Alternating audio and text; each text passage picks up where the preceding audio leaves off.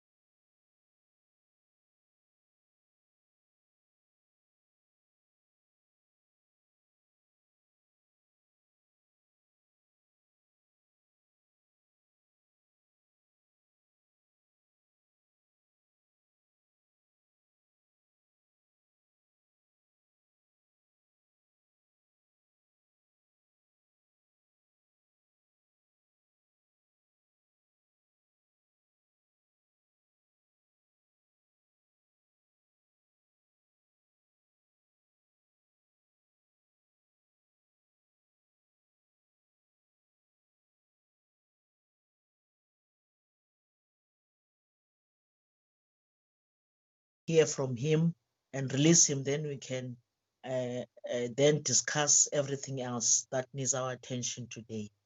Is that agreeable to honorable members, honorable? Yes, Honorable Chairperson, we agree. Thank you very much, Honorable Deputy Chief Whip. Mr. Peter Pan, can you please usher in the advocate? Just read the letter from Corruption Watch first, then we usher in the advocate, please.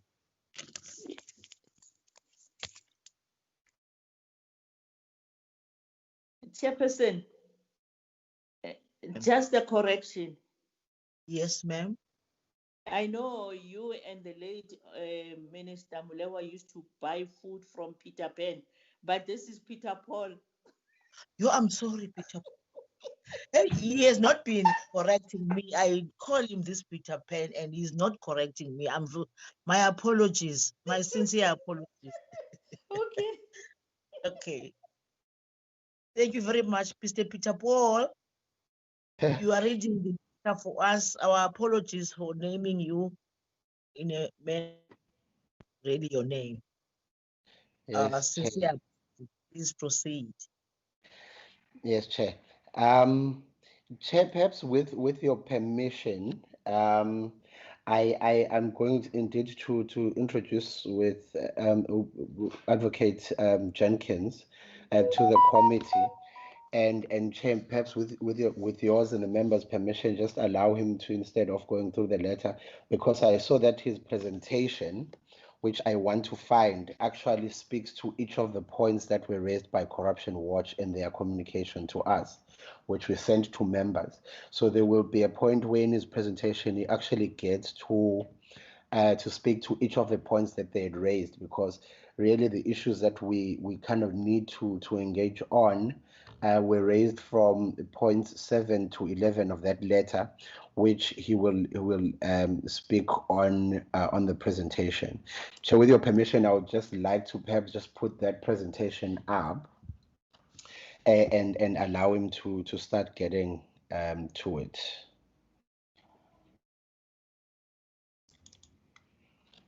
Yes, I agree. On behalf of the committee, let the advocate please proceed.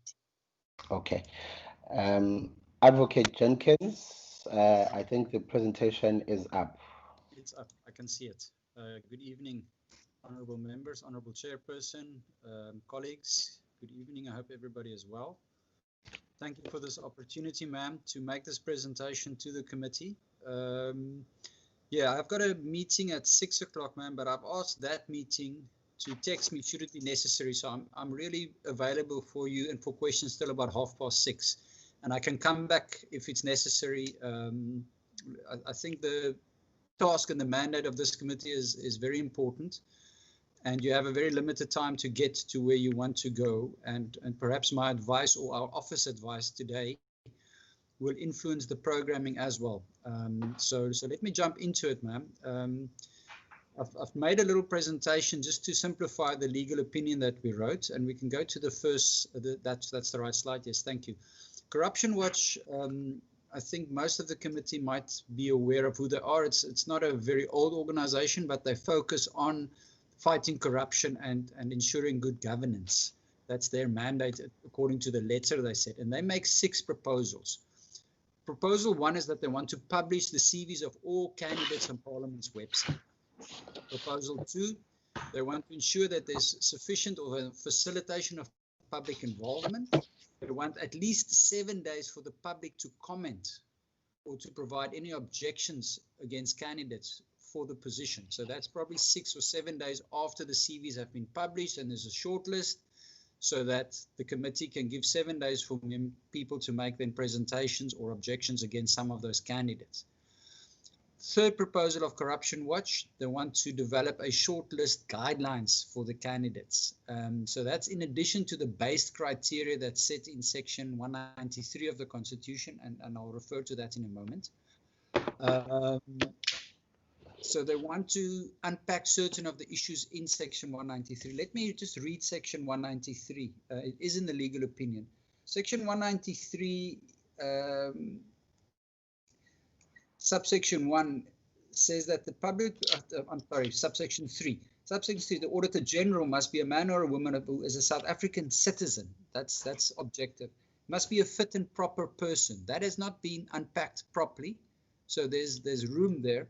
And must be fit and proper. That would include that you do not have, say, any kind of criminal convictions for dishonesty, and that you have then the necessary qualifications. And that's when subsection 3 goes on. You must have specialized knowledge of or experience in auditing, state finance, public administration, and these must be given due regard in the appointment. And this was in the advert itself. So what Corruption Watch is saying is, in addition to those, we'd like to see how we're going to deal with that shortlist. Then it goes on and it says the third, let me just see where, I think we've jumped one. I'm still busy with the second one. Peter Paul, can we go back to the second slide, please? We've moved too fast. You're not at the regulatory framework. I'm still with Corruption Watch. I was only at the third one. Thank you very much. So they develop further shortlisting guidelines based on section 193. The fourth, classify candidates in terms of eligibility. The fifth one, develop a questionnaire to assist, and this is not during the interview process, a questionnaire to assess the skills, expertise, knowledge, and ethics of candidates in order to ensure that an objective and standardized comparison can be provided. So, and lastly, a scorecard to evaluate candidates to allow the committee to do a proper weighing of the importance of technical skills, leadership, and behavior. And this was done in the previous session. Next slide, please, Peter Paul. So that is what Corruption Watch requires. What we did in the opinion, we went then into say, what is the regulatory framework for the appointment of the Auditor-General? Most of these requirements we find in section 193 of the Constitution. Section 181 establishes the office of the Auditor-General, and then section 193 sub 3, it's the one I've just read for the committee, that says it must be a fit and proper person with the specialized knowledge or experience in auditing, state finance, and public administration. Subsections 4 and 5 of the Constitution sets out the procedure. In other words, it says there that the President appoints on recommendation of the National Assembly, and the National Assembly makes the recommendation on a report from a committee. So that is where we are now. This process has been kicked into operation. And then I think what Corruption Watch, or where we need to focus, is subsection 6 of 193, which says that the involvement of civil society in the recommendation process may be provided for as envisaged in section 59(1)(a) of the Constitution. Now, 59(1)(a) says that the National Assembly and its committees must facilitate public involvement in its legislative and other processes. So what we have here is we have one of the other processes. Committee must ensure that there's public involvement, and that obligation has been considered by the Constitutional Court, and I will return to that in my presentation here today. But what we have there is that there's a discretion given to the committee to set out how we're going to involve civil society specifically, in addition to the general obligation for public involvement. We can go to the next slide. That's the Constitution. That's what the Constitution says about the appointment process and the mandate that the committee has. How to execute it. We're just looking at some of the other regulatory framework or other parts of the regulatory framework. Peter Paul, if you can go to the next slide, please. The Public Audit Act, which is the act that deals with the governance and the functions and duties of the Auditor-General, doesn't say much about the appointment process. My slide is not moving, Peter Paul. I don't know if there's a problem. Am I still audible? Oh, there we go. Thank you very much. Public Audit Act. Thank you very much. Now there's an echo. The next act that's very important, and large parts of that act has kicked into operation about a month ago, the Protection of Personal Information Act. That act deals with the protection of the right to privacy and says that when you are dealing with somebody's private or personal information, there's certain limits and certain regulations that must be complied with. Fundamentally, it's that you cannot disclose someone's personal information unless that person has given consent. And that deals specifically, or that's applicable specifically with the publication of the curriculum vitae, the CVs on the website. So I will get back to that one because I'll analyze each of these in turn.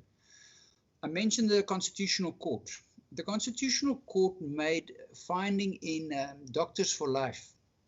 In Doctors for Life, the Constitutional Court said, what does it mean to facilitate public involvement? It means that Parliament must give a reasonable opportunity for meaningful public participation in legislation. So that judgment has been followed a few times by the other judgments of the Constitutional Court. What it requires from Parliament is that Parliament must take responsibility for that public participation. And depending on the interest in the matter, depending on the effect or the impact it will have, sometimes public participation might be more and sometimes it might be less. In the opinion, we use various examples to illustrate this. If it is about veterinarians, it might be less. If it is about a general issue that affects the whole country, you might need more public participation. In this instance, we're dealing with the Auditor-General, which is a very important Chapter 9 body. Chapter 9 bodies supports constitutional democracy. So our office felt that it is really important to make sure that we have good public participation in this matter, in the appointment of the Auditor-General. To give us some guidance on that, we looked at the Kader Asmal report as it's known, but it's the 2007 report of the ad hoc committee on the review of Chapter 9 and associated institutions, which speaks or which indicates that the involvement of civil society in appointment procedures are very necessary.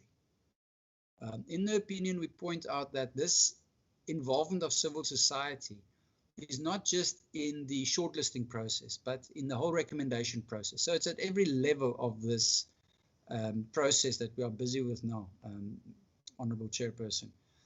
So in that regard, if you can go to the last slide, is where I analyze this and what we can then see of the how we should respond or how we can consider the proposals from Corruption Watch. Peter Paul, if it's possible to go to slide number 5, it'll be appreciated. Thank you very much. Concerning the publication of Curriculum Vitae, I have indicated that we have the Protection of Personal Information Act. That act would require us to get consent.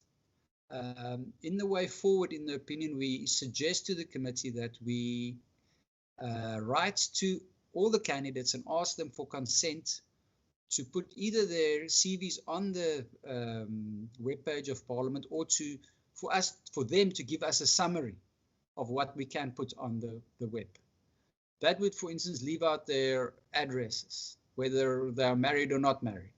These things we find sometimes in CVs, but it's not necessary to publish this kind of personal detail of people. But certainly all their qualifications need to be there. All the relevant issues that speak to the advert that went out should be in that summary. So we suggest that we either ask them for permission to put the CV on as such, or we write to them and say, please give us a summary of your CV that we can publish. And we need to set out the reason for putting it on the website. It is so that people can make proper comments on it and assist the committee on that. The issues of public comment and objections to candidates, the 7 days that Corruption Watch want. As we indicated, the Constitutional Court said there must be a reasonable opportunity to make a meaningful contribution or participation in the process. 7 days might be sufficient.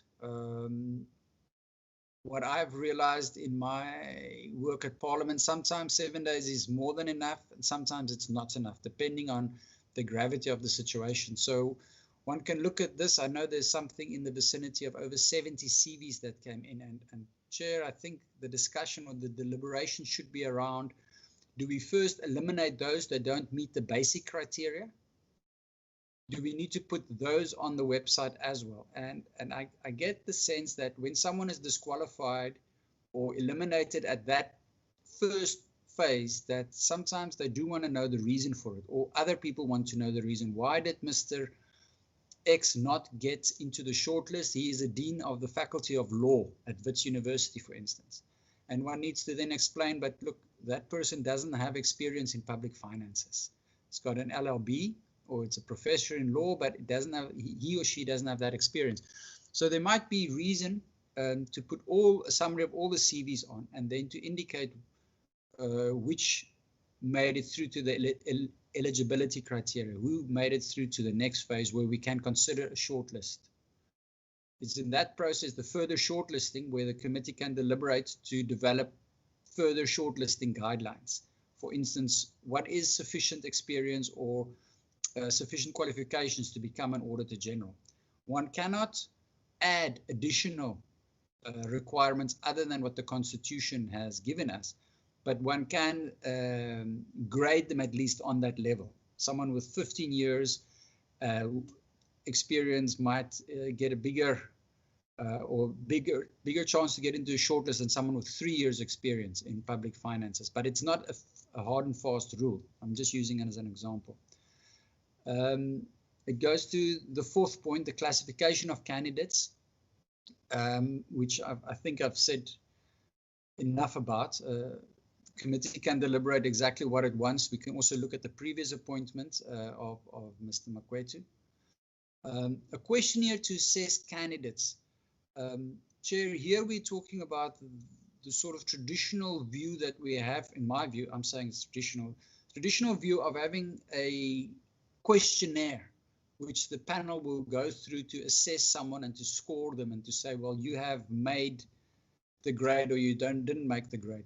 When it comes to the parliamentary process, our office felt that although a questionnaire is very useful and it makes the process more objective, so we do recommend it, members should still not be limited to asking questions that's not on the script, so that members can satisfy themselves about the person they're interviewing.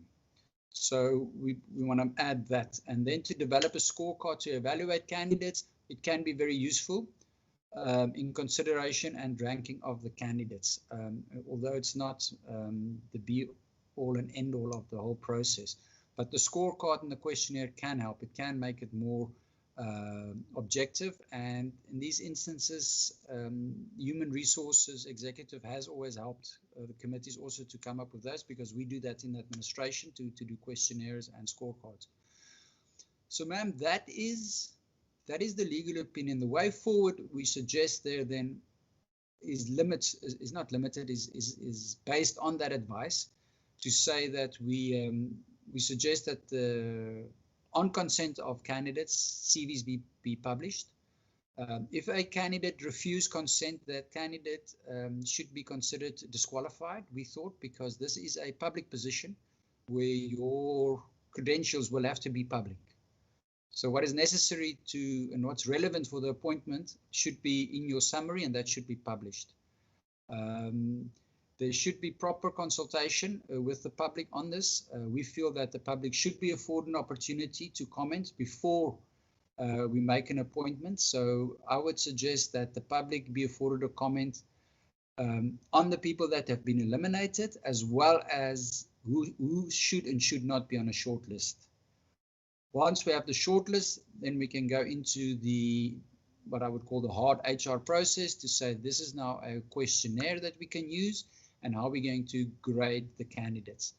And then Chair, the political issues around it for members to deal with that can happen. We're not limiting that. That is part of the process, but the core of what Corruption Watch is suggesting, we feel is consistent with what the Constitution requires of Parliament and the committee.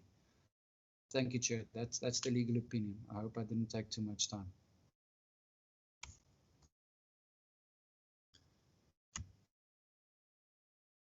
Thank you so much, Advocate Jenkins.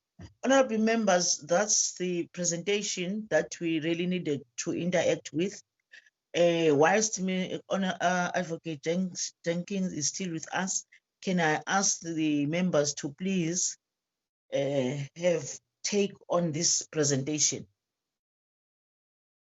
You can raise your hands by indicating for those who want to speak on the matter, please, honorable members. Chairperson. Yes, honorable. Singh, yeah. I'm sorry, I just joined the meeting now. There's an important vote in the National Assembly, and I couldn't vote. I think none of us could, but it's a very important vote. So I was in the National Assembly, so I only joined this meeting now. Oh, thank you very much. It's Honorable Singh, and who else, if I may identify other speakers? Chair, we have Honorable De Villiers as well. Okay.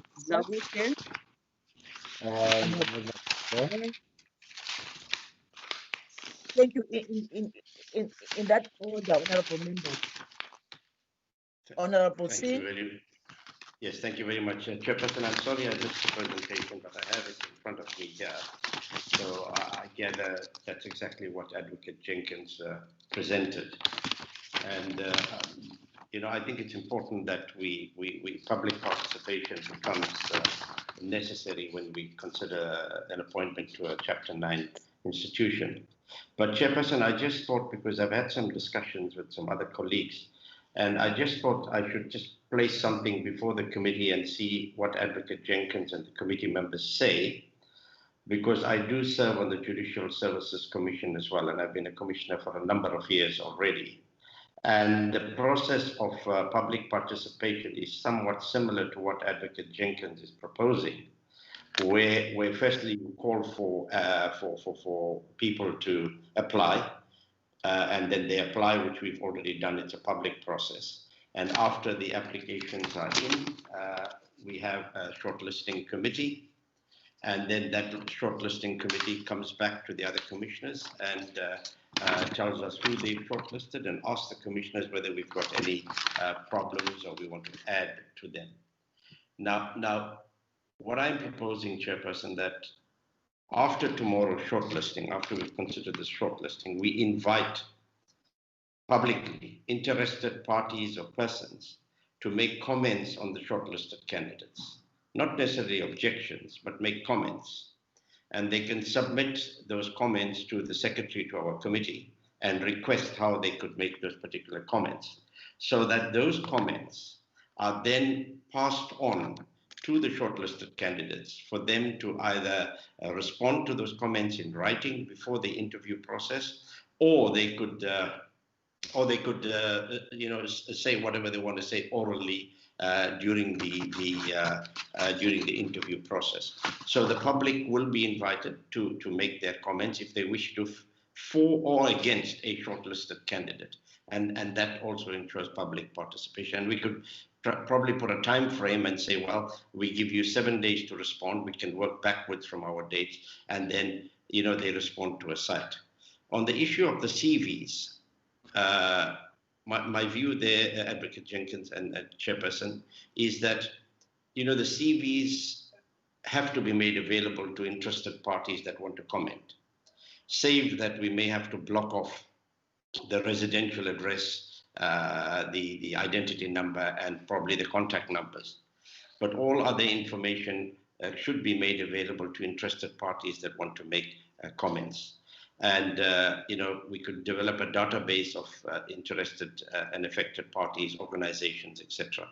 And then we could take it from there. And during the interview, Chairperson, open process and deliberations can be closed as is in the JSC. So I just thought I'll share those few experiences of mine from another body that has been, nominating and choosing judges for a number of years. Thank you.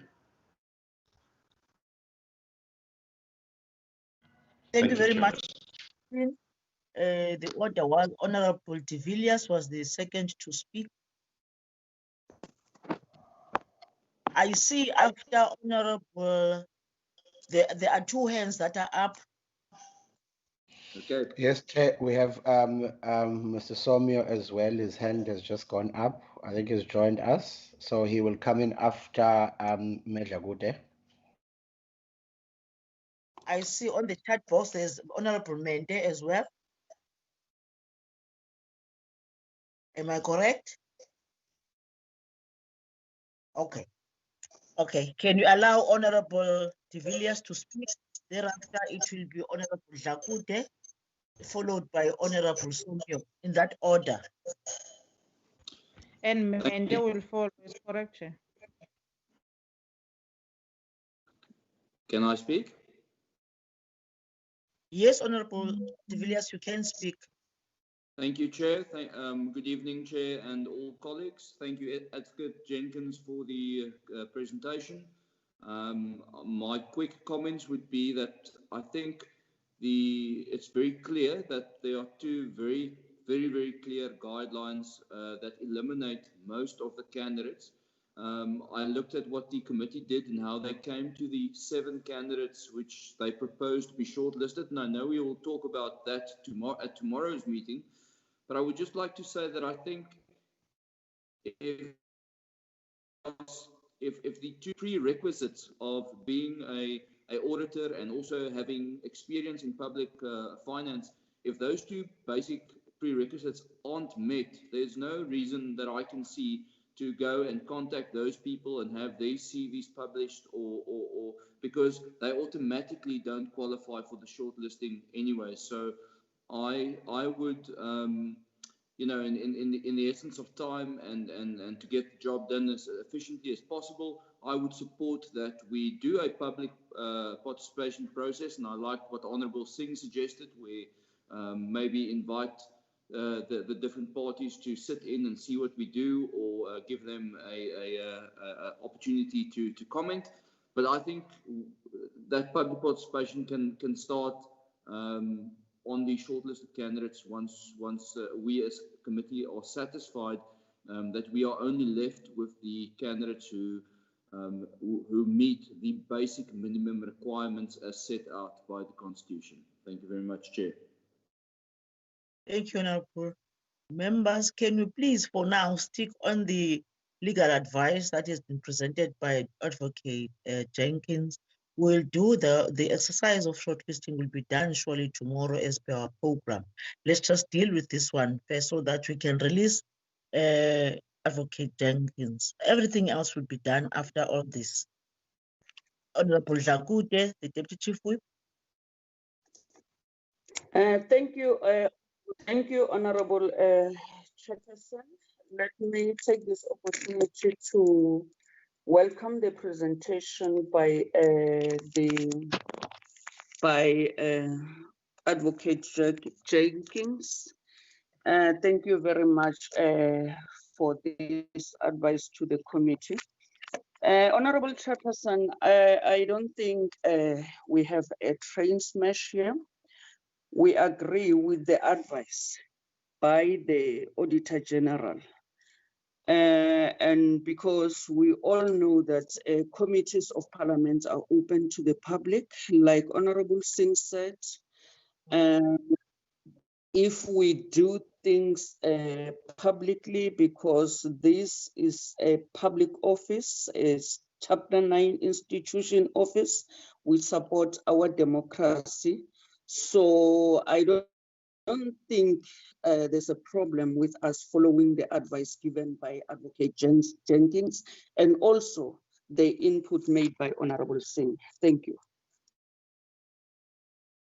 As long as we as parliamentarian honorable chairpersons are the ones doing the shortlisting and also the interviews going forward. Thank you, Honorable Chair. Thank you, Honorable Deputy Chief Whip. Honorable Somyo. Thank you very much, Honorable Chair, and thanks to the advocate for the advice and Honorable Singh for the experience. My take has been on the fact that the entire process, where they are talking about the start of the process, as it has already been in the will, it's a legal process.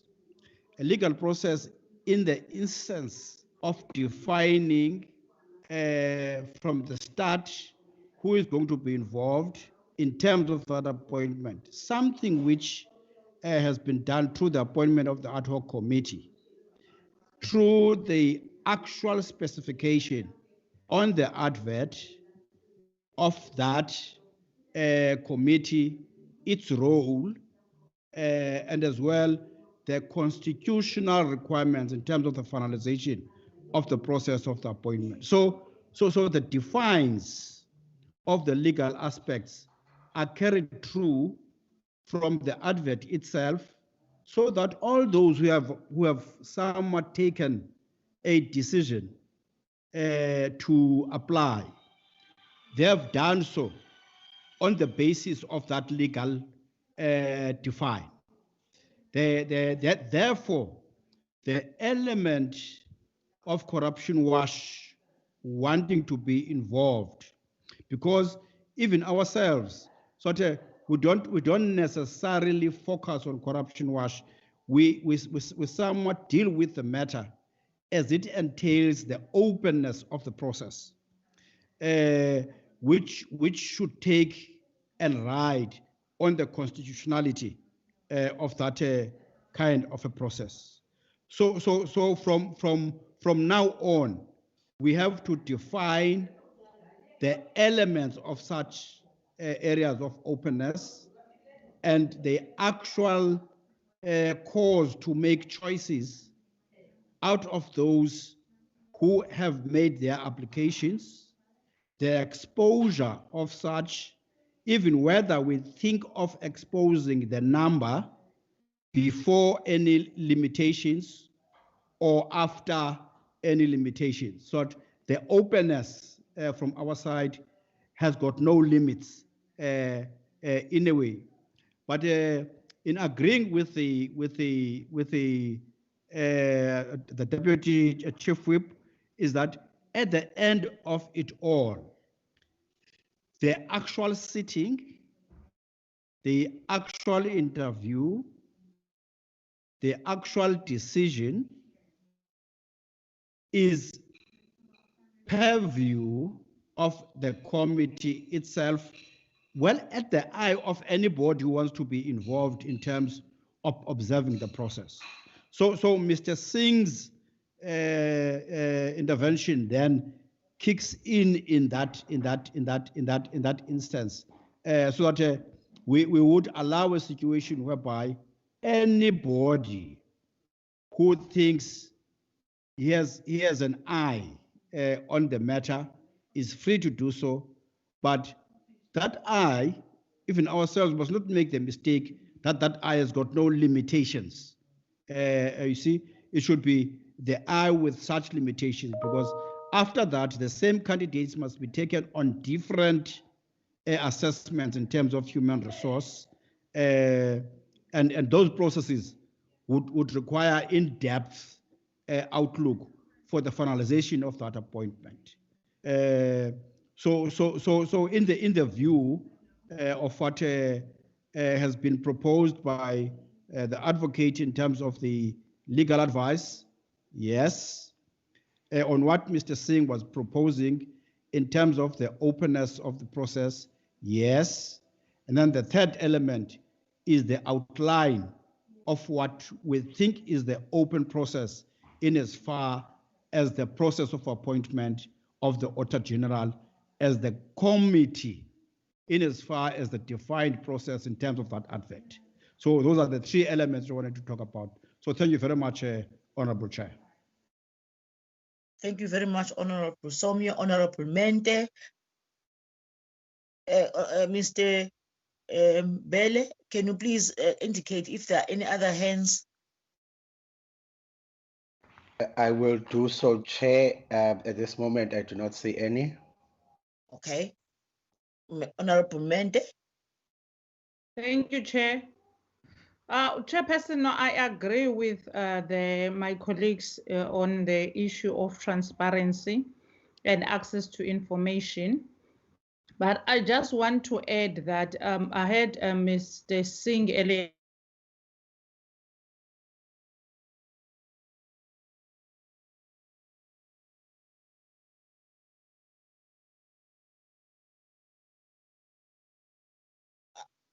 Honorable, are we losing you, Honorable Mente? Honorable Mente? Honorable Mente? Honorable members, it's like we are losing Honorable Mente. Honorable Mente? We have lost her. Honorable members, Honorable Mente?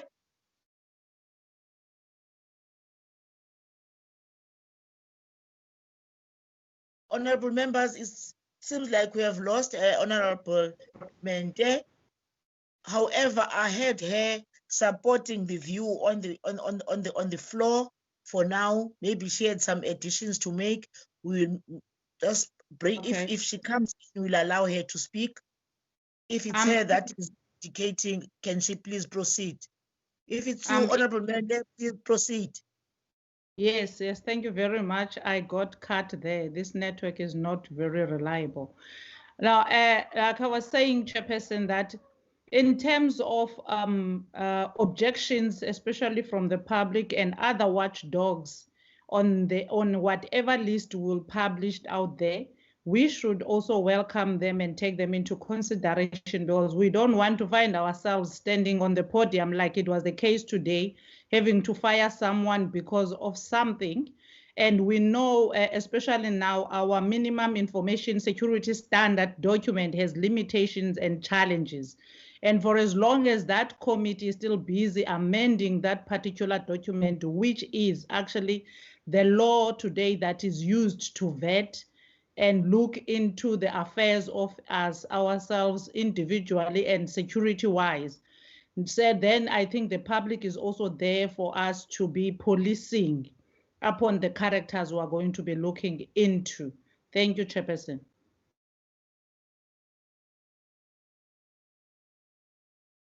Thank you very much, Honorable Mente. Any other hand? Any other hand?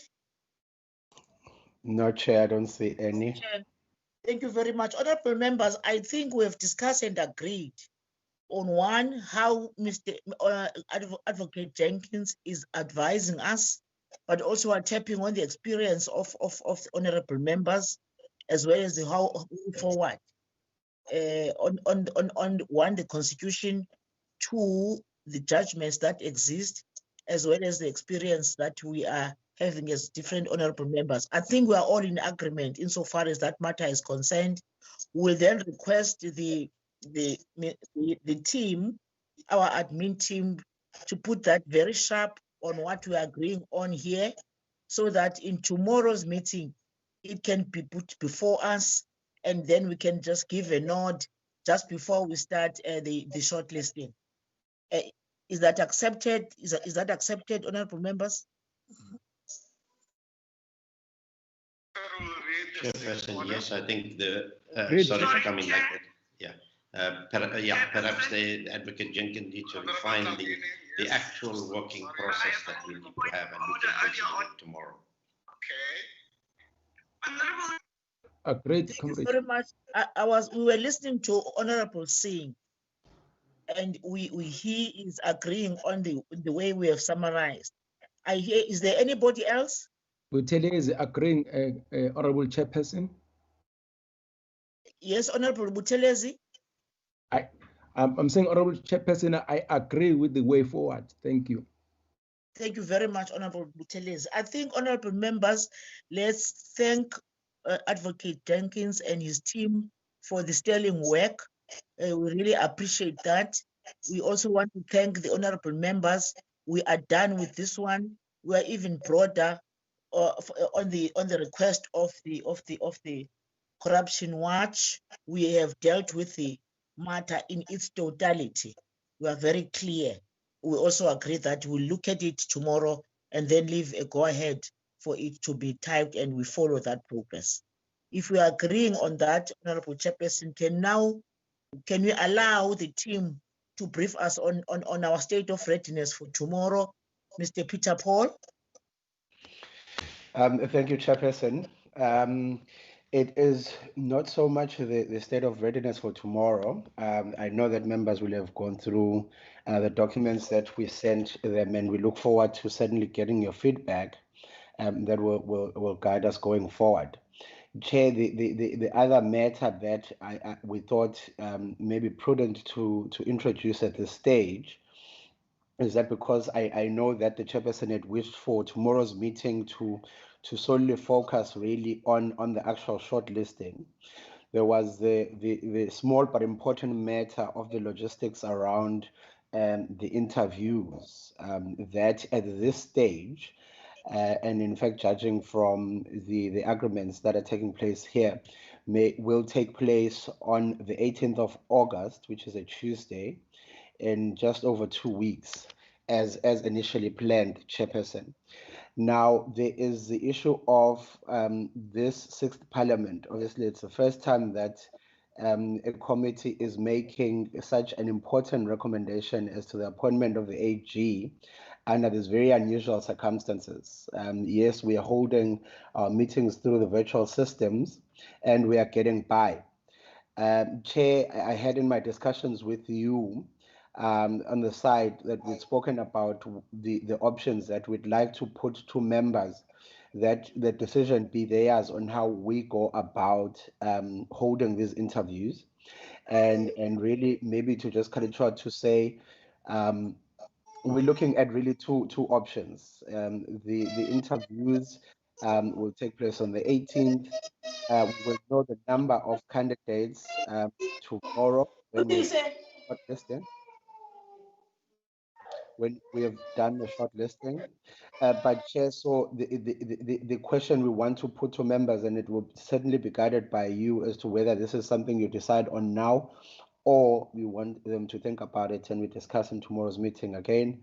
And that is the interviews, do we hold them virtually, or follow the experiences that we have spoken to our colleagues on who are dealing with other interviews at the moment. And the quick overview of that one, Chair, as I reported, is that, for example, the board interviews for the NYDA are currently taking place. And what they have there is a hybrid system, as we now know it, where you have members converging in one central place, in their case, in their case being Gauteng, which I suspect would be with us as well. And you look at where the candidates are coming from and where the members are coming from, converge in one place, have a one-day interviews, and then, of course, then look at if there are members who feel that they may not be ready to be exposed, perhaps because of age and other challenges, we can then create that hybrid system where others connect from home and others are with the others in that place that we will choose. Like I'm saying, the proposal may end up being Johannesburg and Gauteng. So that's the kind of information that we wanted to put to members and sort of get guidance on that as just the two stark choices that we have at the moment. Back to you, Chair.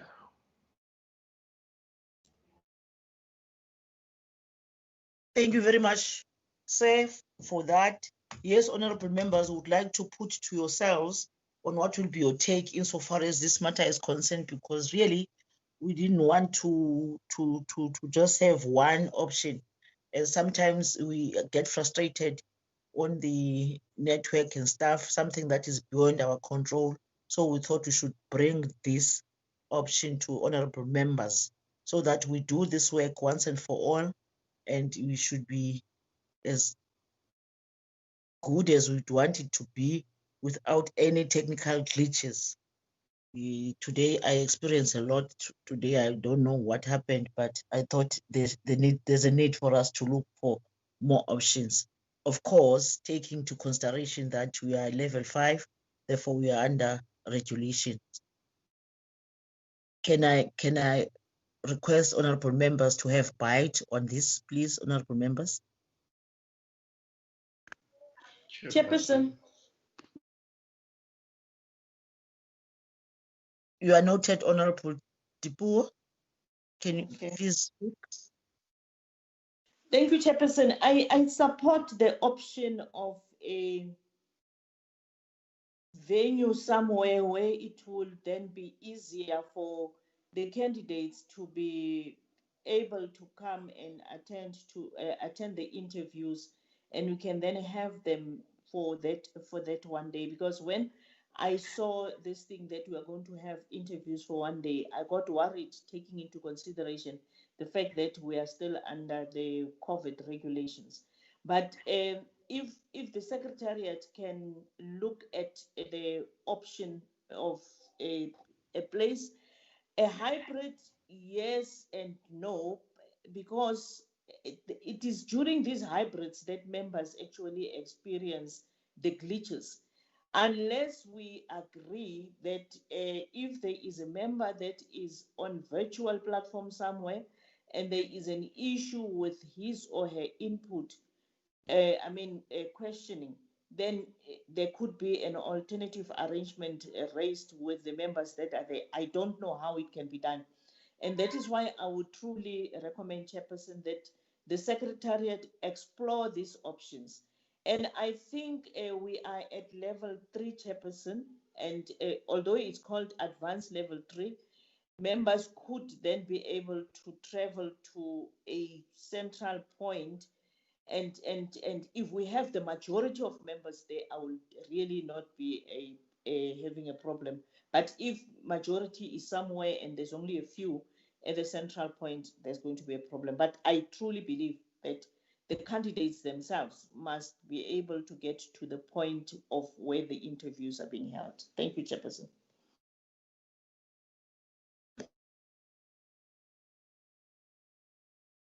I noted that Honorable Sen wanted to make a point.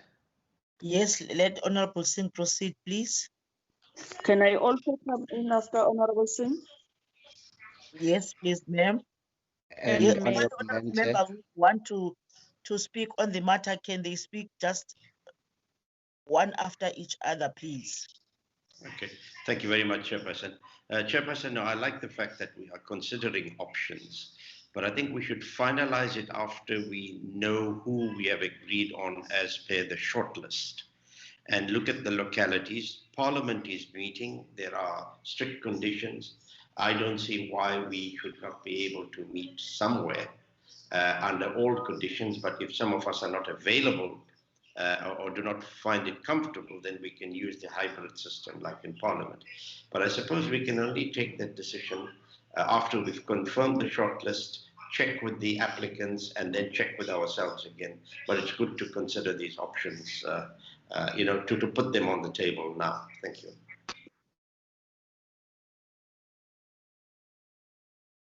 Thank you, Honorable Singh. Any other hand from the honorable members? No other hand. Yeah. I know there was Yes. Honorable Mente. Honorable Mente, yes. Yeah, Nkosma. No, Mama, partly covered by Honorable Singh on decision to be made after we have ascertained where are the candidates' localities. Because we might have to stretch people much longer in terms of distances and pay a lot of money where we could avoid that. But also, I would support that we converge at one place for one day and deal with the matters, because a hybrid is quite problematic, Mama. We are experiencing a lot of problems even now with the hybrid system of the National Assembly sittings, where other people cannot be found. And interviews are quite sensitive and complex in their own nature, in a sense that if you are not interacting with the candidate physically, not necessarily touching, but seeing the candidate and hearing the candidate, it create that space of comfort and knowing very well you are dealing with what kind of a caliber, than to be talking to people on the screen. On the screen is very problematic. It can mislead you a lot, and people might be reading answers while we're talking to them on the screen. They might be reading scripts from somewhere. So I'm not comfortable with that, not at all, Chairperson. Thank you very much. Thank you very much, Honorable Mente. I guess, honorable members, we are talking the same direction. I think Honorable Sin said, let's have the list of those. Let's identify where are they coming from. Let's also agree. Honorable Mente is strong to say the very hybrid does give us problems. Let's consider all those. Let's get that feedback earlier on, at least far before the actual interviews. Am I summarizing in an acceptable manner, honorable members? Yes, Chair. Agreed. Thank you so much. Thank you so much. I think this committee is quite progressive. Honorable members, that takes care of what might be the case when we embark on the actual interview. Yeah. Now we're getting to the shortlisting story. Can I call upon honorable members, as per according to our program, honorable members? Remember that we agreed to say we will shortlist tomorrow. Indeed, documents were sent to us, and now we open up for honorable members to have a bite on one, our state of readiness for tomorrow, and two, what actually will transpire tomorrow. So I really want us to talk to those two things. Are we ready for tomorrow? Can we proceed? Much as we know for a fact that it is our program, but let's just make sure that we are ready for tomorrow. Then later on, we'll deal with other things as we move on. I will then request honorable members to just indicate by word of mouth, I would want to speak so that the honorable members can proceed speaking. Mr. Peter Paul, do you want to say something before the honorable members speak? No, Chair, I would not. Chair, I just wanted to secure indulgence. I see that there's someone I would not want us to sideline. I see on the chat side we have Mr. Morolong. I think he wanted to say something. I don't know if I can give him a chance before we proceed, if he still wants to do that. Thank you very much, Mr. Peter Paul. You are welcome, Mr. Morolong. I know some of us were still in the house and some have got technical glitches. You are welcome in the committee. I hear your hand is up. Can you please speak on the item, Honorable Morolong?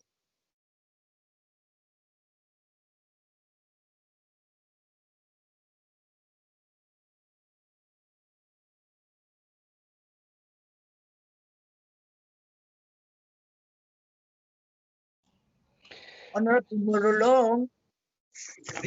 Honorable Chair, can I come in?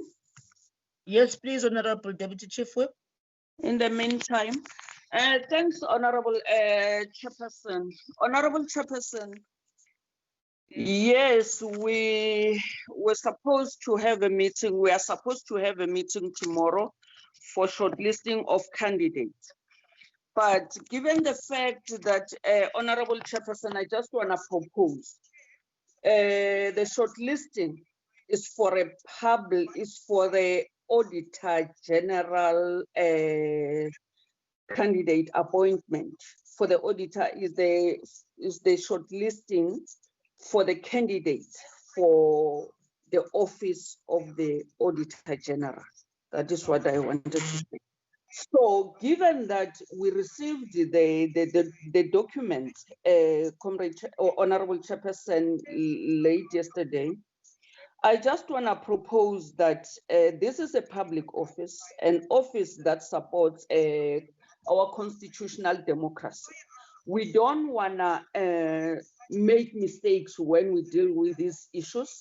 We want to go through all the CVs and satisfy ourselves that when we meet, we are sure of the candidates that we wanna shortlist, those candidates who apply and qualify. We don't want to make mistakes of leaving others or of shortlisting people making mistakes. I just wanna say, Honorable Chairperson and members, if we can give ourselves maybe the whole of this weekend up to next week, then we meet and do the shortlisting. That's my proposal, Honorable Chair. I don't know what other members think. Thank you. Thank you very much, Honorable Deputy Chief Whip. Honorable Kenny Morolo. Chair, it Yes. looks like he has left the meeting. Is he here? No, I Chair. think members can write. They are. Chairperson. I think, let me just finish with the difficulties that Honorable Mrolong is going through. Let's allow honorable members to, there's a chat. If honorable members can also put their views on the chat whilst they cannot come through. Yeah. I think it's important because we also would want to get as many views as we can. There's a view on the table. We are missing Honorable Morolong. Can I get this a second bite? The Honorable Deputy Chief Whip is putting very important view on our state of readiness on this important task ahead of us. Honorable Chairperson Singh. Honorable Singh, anybody else? Buthelezi. Honorable Buthelezi, anybody else? Okay. Okay. Chairperson, yeah. Yes, Thank Honorable you. Singh. Chairperson, I'd like to make an appeal to my sister, Honorable Dakuda, that we have, our time frames are very, very tight if we have to meet the requirement of presenting to the House our recommendations. And I would suggest, I've been through all the applications, the CVs, and I think the committee that considered the shortlisting did an excellent job.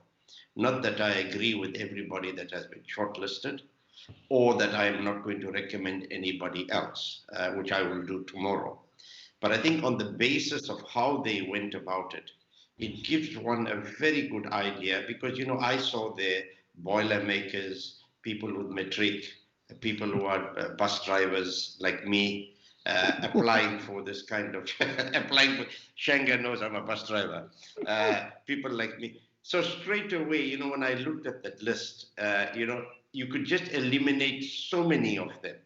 So I think although it's a list of about, I printed the list, it's about 70 or whatever it is, 71. It's very easy to eliminate. And I would try and, say to us colleagues, 69.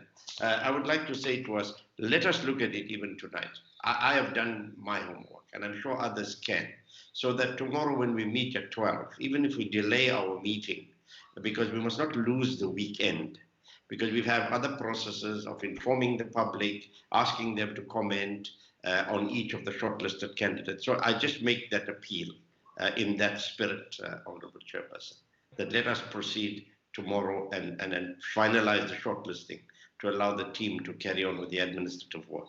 Thank you. Thank you, Honorable Singh. Honorable Buthelezi. Mr. Peter Paul, can you please prepare to read for us the input from Honorable Morolong if he had managed to write in the chat box, please. I see Honorable Mente is also in the chat box. Honorable Buthelezi. Honorable Chair, thank you so much. That was going to be my first questions.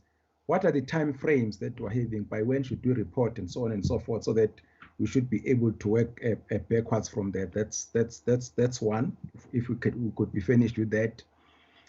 Number two, I was looking at the B list, Honorable Chair. I must say that I have not been able to get what I was looking for. When I looked at the CVs, I thought there was something missing. I'm not very sure, so I still want to be helped with that. Now, perhaps it applies to me. One is having tomorrow. There's an NEC meeting, and I have a stack of documents that one needs to read, Honorable Chair. So I'm not very sure how much of a delay will the weekend be, and I really would like if the committee it's agreeable that if we could just have the weekend to look at all these things and then try to come back as soon as possible next week. Thanks, Chair. Thank you, Honorable Buthelezi. The next speaker, I think it was Honorable Mente. Honorable Mente. No, I'm sorted, Chair. It was an administrative question. It's fine. Okay. Honorable Peter Paul, can you read from the chat box? No, Chair, there are no contributions from Mr. Morolong or any other written questions in this regard. No, there is. Mr. Morolong had written something on the checkbox. He said, I'm suggesting that given the fact that we would want to provide reasonable time for the public participation, let's extend the same gesture for members of this committee to peruse the CVs. That's the contribution from Honorable Morolong, honorable members. I think he supports the Deputy Chief Whip as well as the Honorable Buthelezi. Honorable members, I did read from the chat box, if everybody can, on the contribution that is being made by Honorable Morolong, whom is supporting the Deputy Chief Whip as well as Honorable Buthelezi, with the same gesture that the Honorable Singh is appealing to us.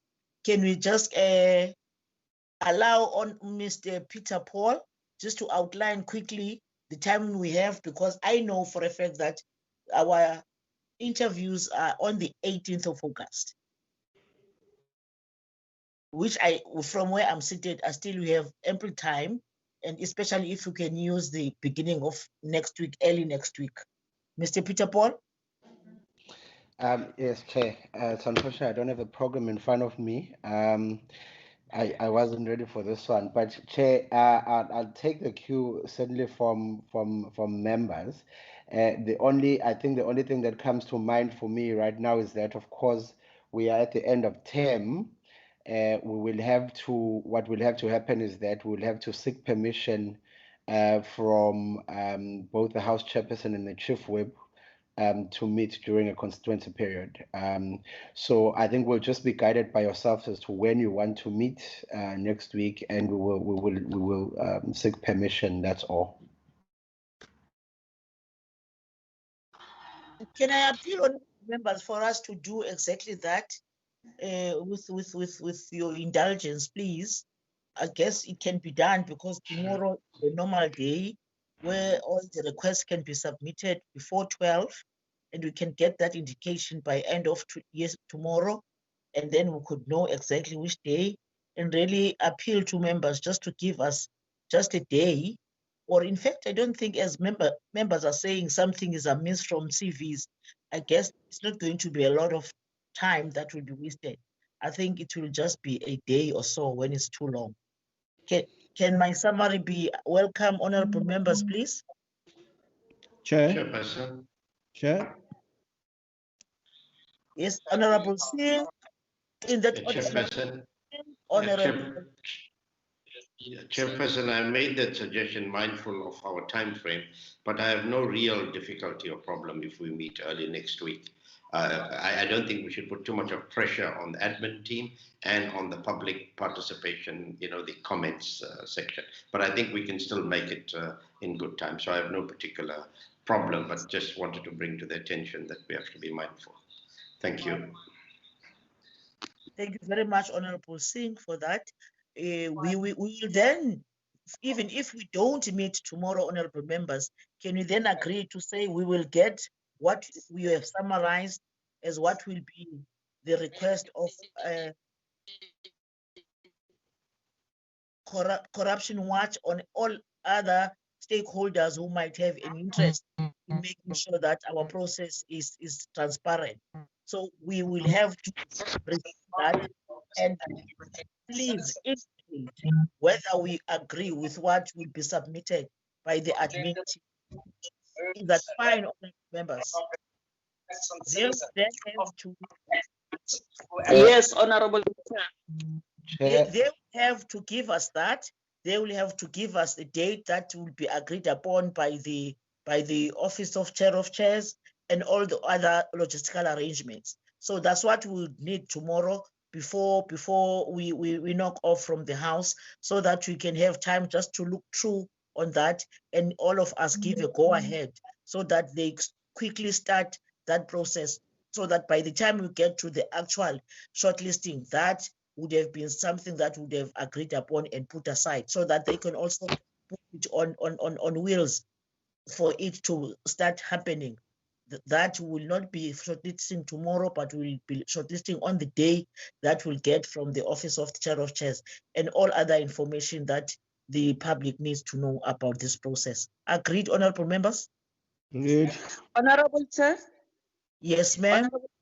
Yes, can I suggest that because tomorrow's meeting was to deal with the shortlisting, now that we agree that there will be an application to the House Chairperson for approval for the committee to meet early next week, can we suggest that we don't meet tomorrow? We are in agreement that we can meet early next week so that we can deal with the shortlisting. There's an agreement in the meeting, Honorable Chair. I guess so, Honorable Deputy Chief Whip, unless I got it wrong. I guess we are saying all we want is the correspondence. We are not sitting tomorrow because we are going to shortlist and we are no longer shortlisting tomorrow. So all we expect is the correspondence from the team on the decisions that we took, especially on the advice we got from advocates on how we're going to go about to make sure that we are transparent without undermining the internal process that must be done by the honorable members. I think we've discussed and agreed that one. So tomorrow we are not meeting. We need the correspondence so that by the time we meet, as according to what the Chair of Chairs will indicate, we'll have all that in front of us, and so that we can start the process. The admin session can start the admin process. I think that this is what we're agreeing on, Honorable Deputy Chief Whip, unless I got it wrong.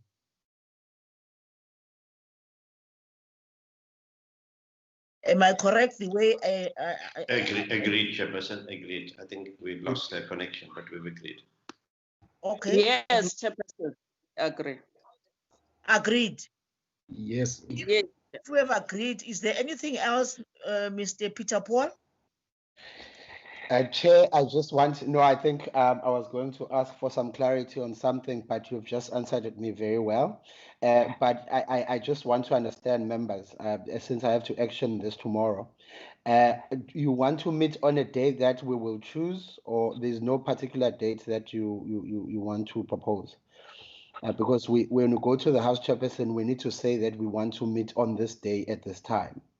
Can we maybe propose then that tomorrow with the correspondence that you want from us? I thought we said to early next week. I thought that suffices, because unless honorable members would want to suggest a day, it should not be Monday, because we don't want to disturb the constituents work that is always been already been arranged by members. But anything from Tuesday, Wednesday, can you agree on that, honorable members, between Tuesday and Wednesday? Why don't we go for Tuesday, Chairperson? I'll suggest, if it's okay. Tuesday goes. Honorable members, we all agree on Tuesday. Yes. Tuesday is fine, Chair. Okay, we fine for Tuesday. Thank you very much. Thank you, Chair. Mr. Peter Pell, are you fine now? Yes, Chair. Thank you very much. Honorable members, if we agree on all this, I guess that brings us to the end of our meeting. If we all agree that we have concluded all the matters that we needed to deal with today, I really want to apologize on the glitches that we are experiencing today. However, I think everybody's contribution has been considered. We are agreeing to say we'll meet next week, Tuesday. I guess the morning will be fine, so that we finish quite early. And everything else, the admin led by Mr. Peter Paul will deal with that, and we'll get a feedback on the meeting on Tuesday on other outstanding matters. And that brings us to the end of the meeting. Thank you very much, honorable members, and good night. Thank you, night. Chairperson.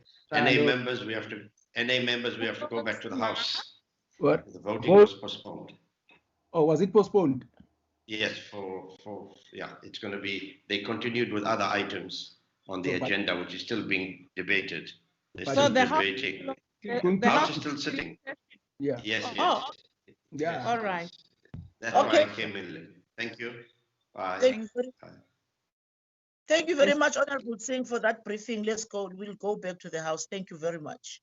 Lakude Singh is taking your position. Ngeke khone. Thanks.